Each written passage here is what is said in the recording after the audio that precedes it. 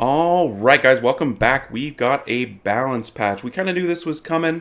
They've been doing it more frequently. This one is a pretty big one for a every 2 months kind of a balance patch. There's a lot of things changed. So let's dig into them. We're going to look at it from a RTA point of view because that's kind of what I care about in terms of the game. So we'll see how it goes, and hopefully there's some good changes here that'll help, kind of increase the life and fun in the game. All right, so we've got the double nerf to start, kind of what a lot of people expected. The Oliver and the Nana nerf. They both had high pick rates, high win rates. You would see them every single match on one side or the other.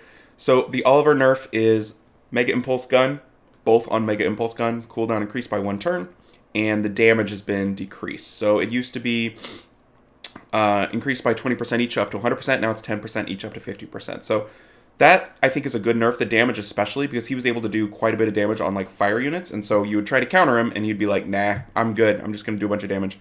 The skill up, or the skill increase is also a really good nerf, I think, because he was able to cycle infinitely, and that's just wasn't very fun to play against. And I guess to play, I don't know, I never really played one, so I'm a little bit biased, so I don't know. But yeah, there's the Oliver nerf. He was played, I think, something like 75% at G3 with a positive win rate, which is nuts. All right, the Nana nerf is basically how they nerfed her before. She went from 60 to 40% in the first nerf, and now she's 40 to 25%. So the first nerf was a 20% nerf. This is a 15% nerf. I mean, I think it's a good nerf. She still had a positive win rate, and, they're both kind of first picky, which if your first pick has a really good win rate and a really high play rate, that is probably over-tuned. I kind of expect this to be the last nerf for her, because I've already nerfed her twice. And it just puts her in a place, I think, where she's still going to be good at what she does, and she's still going to be kind of a threat, I think. But, I mean, if you'd go any more than this, I think she's no longer even useful. That's kind of where I think she's at. So 25%, not too bad. The only thing that's nice about this nerf in particular is it puts things in torrent range. So the people that are playing Nana Ragdoll are still pretty happy, I think, because now you've got another threat. If they're going to target the Ragdoll and the Nana revives, suddenly you're looking at a kill. Same thing with Leo. You see Leo and Ragdoll quite a bit with Nana. So, I mean, it's not the biggest hit to those teams in the world, but it does make it a little bit easy to get that second kill so you can get through her extra lives. So those are two nerfs. The one thing I will say about these two units is that if the only units that have positive win rates and high play rates are LD5s, I think that's a problem for the long-term health of the game. There needs to be at least one or two elemental units for RTA that are on par with LD5s. If not, only LD5s rule, and you know that, and you're like, okay, I'm playing in the non-LD5 tier of Summoner's War, which I think is sort of sad. I would like, ideally, there to be one of each element that is in that kind of really, really good spot for an elemental unit. That way they all kind of counter each other in a circle. And if there's none, that's a big problem. Like, ideally, I don't know that it needs to be Oliver, Nana, Carnal, but ideally there would be one of each that are still viable. So hopefully that'll still be the case even after this nerf. I think Oliver's still got so much going for him in the teams he's run in that, I don't think he's relied upon to be the damage dealer and the infinite turn cycler and the cooldowner. I mean, he brings a lot of friends with him that do those things pretty nice. So I think Oliver will be okay. I think Nana will be okay. But yeah, just a note, I think if they only nerf the elementals and leave the OP LDs, that messes with the game, and I don't like that. All right, Weapon Masters, a lot of little changes. They're not very good. The problem is that there's things that do what they do better than them pretty much across the board. So hopefully these will at least put them in the conversation. So you can kind of see the changes here. The fire one, when an enemy dies, increase attack power by 70% and your attack power by the dead target's base attack power. And becomes increase your attack power by 74%, increases your attack power by the dead target's base attack power. Is that not the same? I don't understand. When an enemy or ally. Okay, so he's buffing up regardless. That's kind of nice. Probably not RTA viable as is even. Water one. I mean, I don't know. Attacks the enemy if there are 3 or more enemies and attacks the selected target 6 times if there are less than 3. Becomes attacks all enemies and stuns for 1 turn if there are 4 or more. The damage increases higher the current HP, attacks the selected target 6 times if there are 3 or fewer, and deals damage that ignores defense up to 100%. So definitely a buff there. Still feels kind of a PvE-ish, but makes him a choice. Like, do you kill him when there are more people around, or do you kill him when there are less? It's a problem either way, which I like. I like that there's that split. So that's kind of nice. Wind one, which is the one I have, Your attack power increases, your HP decreases, and attacks additionally, dealing damage equals to 300% of your attack power when attacking an enemy on your turn, so no revenge. So we got rid of damage proportional to max HP in that little equation. The attack absorbs the enemy attack power by 30% if your HP is over 50%. So it used to be based on max HP. And if your HP exceeds 50%, you recover HP equal to 50% of the damage dealt if it's 50% or below. So little tweaks, probably good. I don't know. Okay, so here I think is the superstar of the balance patch, and I think it's Fire Onmyouji, which is one of my choices for the 8-year scroll, and I'm absolutely taking Fire Onmyouji. Look at this. Look at what's happening here. So, Karma. 100% attack bar after you use the skill. Anything that cycles is amazing because it helps with cooldown times. It helps with double dipping into your 2 skills. Really, really good. Think about Sierra, right?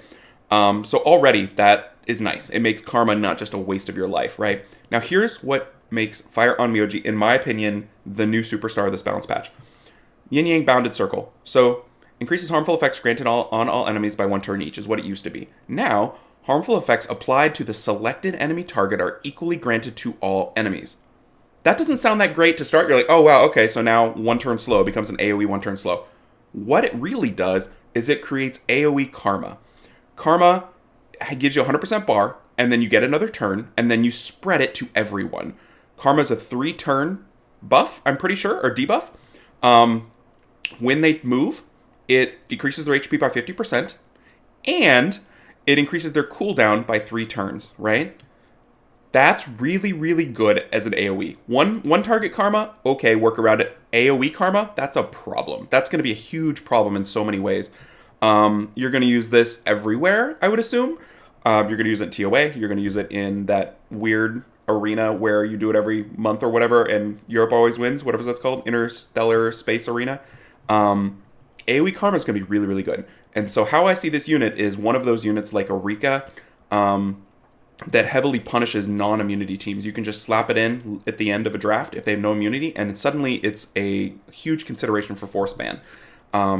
Because AoE Karma messes you up. If they don't use the skill, you've won. It's a 3-turn silence. If they use the skill, you've won because they took a huge hit on their HP and cooled themselves down. So this, I think, is going to be really, really, really good. Like, we'll just see, but look at it coming to a balance patch near you next time for a nerf, maybe. I'm taking this unit. I'm going to test it into the ground. I think it's really, really good.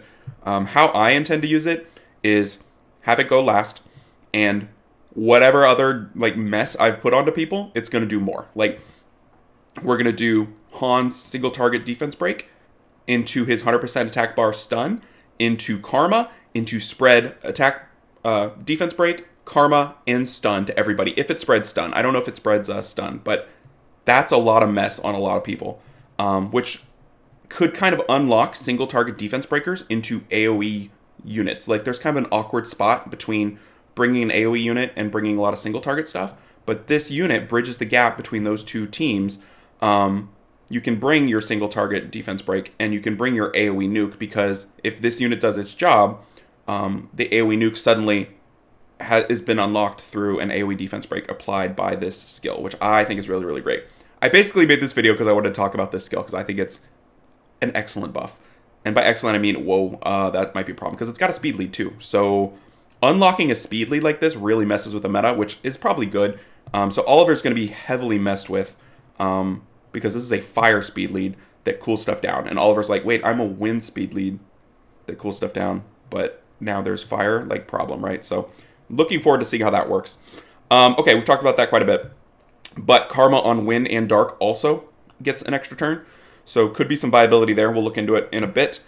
The Water Onmyouji gets beneficial effects are now for 2 turns, which is really good and problematic. Really, really problematic. A 2-turn immunity, 2-turn invincibility, 2-turn all the things. Nice buff there. I find it odd they didn't touch the Wind Onmyouji. That's kind of odd because they gave it Karma but nothing else. Kind of weird.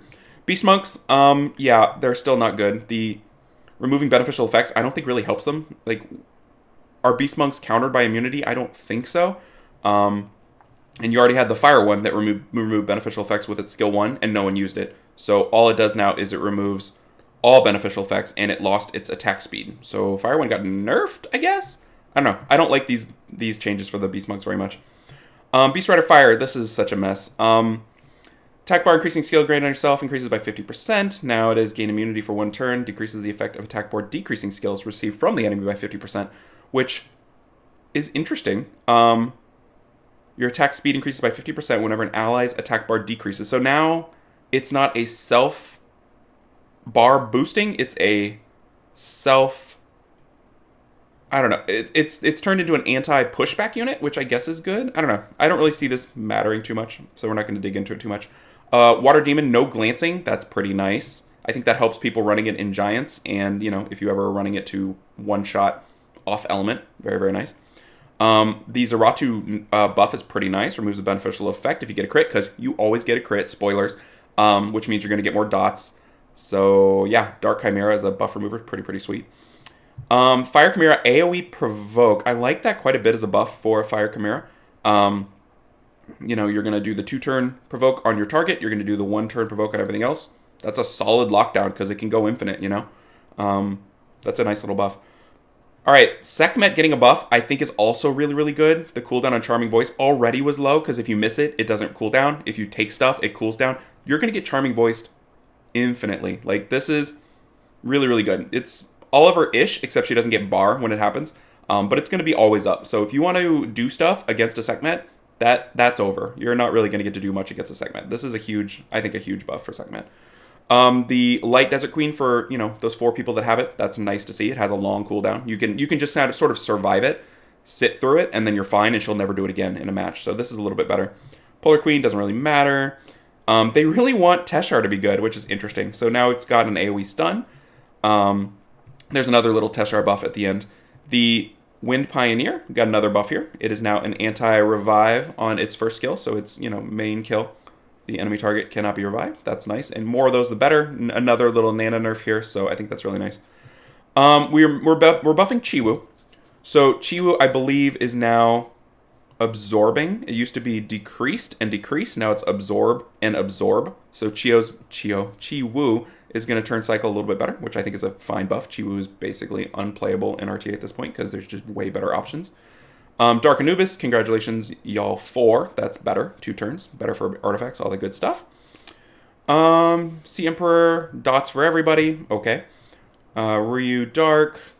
I mean, I don't know. I don't think those are that impactful. The Undynes, they really want Undynes to not be trashed, which I respect, but it's kind of funny at this point. The Undynes' biggest problem, I think, are their stats.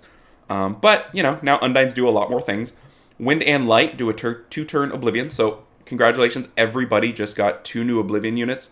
I think where this is going to be the biggest impact is 4-star towers in Siege, because everything in Siege needs to be Oblivioned, and there's no choices, basically.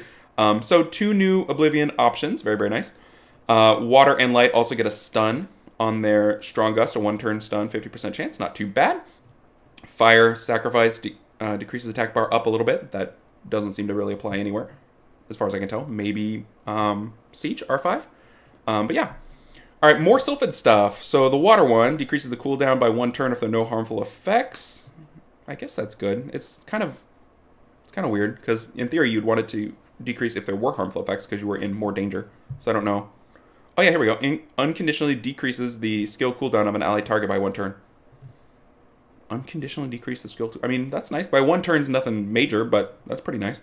I don't know exactly how it's going to work. I assume it's whoever you target. But that's something, you know, something for PvE most likely, PvE healer. Shield up in the Wind Sylphid. Seems reasonable. That can't be bad. Helps with the HP issues that the Undynes have.